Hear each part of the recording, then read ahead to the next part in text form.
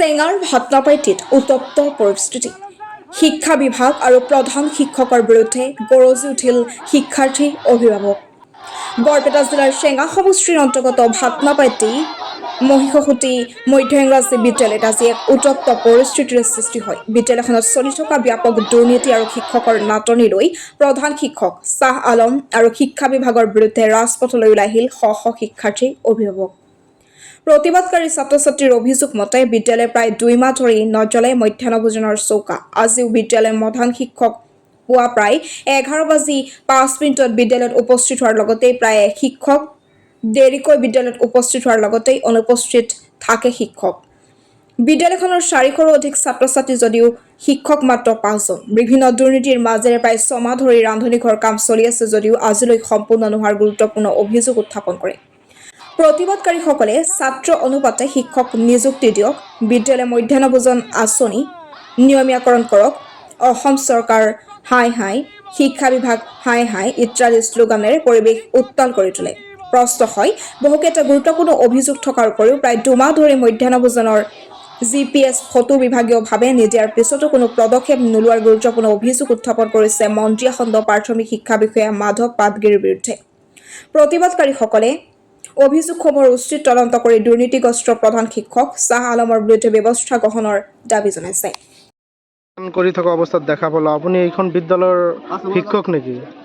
নহয়, মই শিক্ষক নহয়। আচলতে আজি শিক্ষকৰ অনুপস্থিত হোৱাৰ বাবে মই ছাত্ৰ ছাত্ৰী হুলস্থুলীয়া পৰিৱেশটো চাই মই দুটামান ক্লাছ কৰিলোঁ বিদ্যালয়ত। অনুপস্থিত হাৰ কম আমাৰ বিদ্যালয়খনৰ প্ৰধান শিক্ষকগৰাকী অনুপস্থিত নাথাকে। তাৰ লগতে এদিনত এটা দুটা শিক্ষক ছুটি দিয়েই থাকে। গতিকে শিক্ষক নথকাৰ কাৰণে মই ছাত্ৰ ছাত্ৰী হুলস্থুলীয়া হোৱাৰ বাবে মই শ্ৰেণীত পাঠদান কৰিলোঁ। এই বিদ্যালয়ৰ প্ৰধান শিক্ষকগৰাকীৰ ওপৰত ৰাইজে বিভিন্ন অভিযোগ আছে, বিভিন্ন অভিযোগ। ইয়াত ভাষাত প্ৰয়োগ কৰিব নোৱাৰোঁ, নিউজত ইমান নাবাজে। মই চটকৈ কৈছোঁ, ইয়াক প্ৰমোশ্যন নিদি IC হেডমাষ্টাৰ আছে, প্ৰমোশ্যন নিদি ডিমোশ্যন কৰি ইয়াত নতুনত্ব হেডমাষ্টাৰ দিব লাগে, প্ৰধান শিক্ষক দিব লাগে। এই বিদ্যালয়খন পৰিচালনা কৰাৰ ক্ষেত্ৰত যিজন আমি সমাজৰ পৰা বা অঞ্চলৰ পৰা আমাৰ সভাপতি এখন পৰিচালনা সমিতিৰ বাছনি কৰি দিছোঁ, তেওঁৰ ওচৰত আমাৰ বহুকেইদিন হাজাৰৰ ওপৰত আমি দৰখাস্ত দিয়া আছে বা জনোৱা আছে মুখেৰে, বা আমি আহি বহিছোঁ, কিন্তু আজিৰ দিনলৈকে কোনো ধৰণৰ সমাধান পোৱা নাই। দুৰ্নীতিৰ মূল মাষ্টাৰ কিং মই এতিয়া ভাবোঁ আমাৰ ৰাইজৰ পৰা বাছি দিয়া আমাৰ সন্মানীয় সভাপতিগৰাকী আমিৰ আলী, তাৰ নামটো আছে আমিৰ আলী। তেওঁ যদি সতৰ্কবান ব্যক্তি হ'লেহেঁতেন, তেওঁ যদি সতৰ্ক থাকিলেহেঁতেন, আজিৰ দিনত আমাৰ এই বিদ্যালয়খনৰ পৰিণতি এনেকুৱা অৱস্থা নহ'লেহেঁতেন। আৰু বিশেষকৈ আজি প্ৰায় 15-20 দিন হৈ গ'ল আমাৰ এইখন বিদ্যালয়ৰ MDMৰ নামত চাউল সম্পূৰ্ণ আহি আছে, পাই আছে, কিন্তু চৌকা জ্বলোৱা নাই। আজিৰ দিনলৈকে ছাত্ৰ ছাত্ৰীক প্ৰায় 15-20 দিনমান ধৰি ছাত্ৰ ছাত্ৰীক মই জনামতে 15-20 দিনমান ধৰি ছাত্ৰ ছাত্ৰীক কাৰণে যিটো দুপৰীয়া আহাৰ এতিয়ালৈকে চৌকা জ্বলোৱা নাই। এইবিলাক বিষয়ে মই সপ্তাহত এদিন হ'লেও 2 দিন হ'লেও আহি ছাৰৰ লগত বহু আলোচনা কৰোঁ। সমাধান হ'ব বুলি কয়, কিন্তু সমাধান নহয়। আজিৰ দিনলৈকে সমাধান হোৱা নাই। গতিকে এই বিদ্যালয়খনত 400ৰ ওপৰত ছাত্ৰ ছাত্ৰী আছে। তাৰ লগতে মই চৰকাৰলৈ বিনম্ৰ অনুৰোধ জনাম, 400জন ছাত্ৰ ছাত্ৰীৰ ভিতৰত মাত্ৰ 5জন শিক্ষক। গতিকে 5জন শিক্ষকৰ মাজত আকৌ এই বিদ্যালয়ৰ প্ৰধান শিক্ষকগৰাকীয়ে একচেটিয়াভাৱে 2জনকৈ শিক্ষক একেবাৰে এদিনতে ছুটি দিয়াৰ অভ্যাস এটা পৰিণত হৈছে। আজিয়ে নহয়, আগৰ দিনৰ পৰা দি আছে। আমি বহু ধৰণে ৰিকুৱেষ্ট কৰাৰ পিছতো তেওঁ এনেকৈ দি থাকে, মনমতেলি কাম কৰি থাকে। তেওঁৰ উপস্থিতি আচলতে ৰাতিপুৱা 9টাত আহি উপস্থিত হ'ব লাগে বিদ্যালয়খনৰ চৌহদত, কিন্তু তেওঁ আহে 11টা-12টা। কিন্তু ঘটনা হ'ল, তেওঁ হেডমাষ্টাৰ প্ৰধান, তেওঁ নাহিলেও এদিন যদি নাহে বা এসপ্তাহ নাহে, তেওঁ আহি এই এসপ্তাহৰ চহীটো এদিনতে কৰি লয়। এতিয়া অফিচিয়েলি যেতিয়া আমি যাওঁ, অফিচিয়েলিয়ে যেতিয়া কমপ্লেইন কৰোঁ, তেতিয়া অফিচাৰে আমাৰ ৰেজিষ্টাৰ বৰ্ড মেইনটেইন কৰে, হেডমাষ্টাৰে মেইনটেইন কৰা ৰেজিষ্টাৰ বৰ্ড চাইহেনে হেডমাষ্টাৰে উপস্থিতিৰ সংখ্যাটো পায়, তেতিয়া ৰিপিট আমালৈ প্ৰশ্ন আহে। গতিকে মই এই বিষয়ত আমাৰ CSCC মহোদয়ক বহুবাৰ আমি জনাইছোঁ ইয়াৰ পৰিস্থিতিৰ ওপৰত আমি ব্যৱস্থা ল'বলৈ। আমাৰ DO ছাৰক জনাইছোঁ। এতিয়া আমাৰ DO ছাৰলৈ আমি যোৱা নাই। আমি পাৰিলে 2 সপ্তাহৰ ভিতৰত আমি এইটো প্ৰচেছ ল'ম, সংগঠনৰ তৰফৰ পৰা আমাৰ DO ছাৰক জনাম। আৰু বিশেষকৈ মই চৰকাৰলৈ অনুৰোধ জনাম, বিদ্যালয়খন যদি আমাৰ চৰ অঞ্চলৰ ভিতৰৰ অঞ্চলৰ শিক্ষাৰ হাৰ দ্ৰুতগতিত যদি আগবাঢ়ি যাবলৈ চৰকাৰে ভাবিছে আৰু আমি জানো চৰকাৰখনো ভাল শিক্ষাৰ দিশত আগ্ৰহী আছে। আমাৰ এই বিদ্যালয়ৰ যিজন প্ৰধান শিক্ষক আছে, IC প্ৰধান শিক্ষক হয়, তেওঁক প্ৰমোশ্যন নহয় ডিমোশ্যন কৰিব লাগে। তেওঁক ডিমোশ্যন কৰি এজন নতুনত্ব প্ৰধান শিক্ষক আমাৰ এই বিদ্যালয়ত দিব লাগে। এইটো চৰকাৰলৈ মই বিনম্ৰভাৱে আহ্বান জনাইছোঁ। এখন স্কুলৰ দুৰ্নীতি সম্পৰ্কে আপোনালোকে প্ৰতিবাদ কৰিলে, এই ক্ষেত্ৰত কি দুৰ্নীতি হৈছে? চাওক, এই ক্ষেত্ৰত দুৰ্নীতি 1 নম্বৰ হৈছে আমাৰ এই বিদ্যালয়খনত নাম ভাতনাবাটি মহেশখুঁটি এমই মাদ্ৰাছা। এই এমই মাদ্ৰাছাখনত আচলতে ছাত্ৰ অনুপাতে শিক্ষক খুবেই কম। তাৰে মাজত আমাৰ এই বিদ্যালয়খন চলি আছে মাত্ৰ 5জন টিচাৰৰ ওপৰত। 5জনৰ ভিতৰত সকলো টাইম এনি টাইম উপস্থিত থাকে 3জন শিক্ষক, 2জন নাথাকে। সেয়ে মই আপোনালোকৰ জৰিয়তে অসম চৰকাৰক জনাব বিচাৰিছোঁ যে তেখেতে আমাৰ এই ভাতনাবাটি মহেশখুঁটি এমই মাদ্ৰাছাখনৰ ওপৰত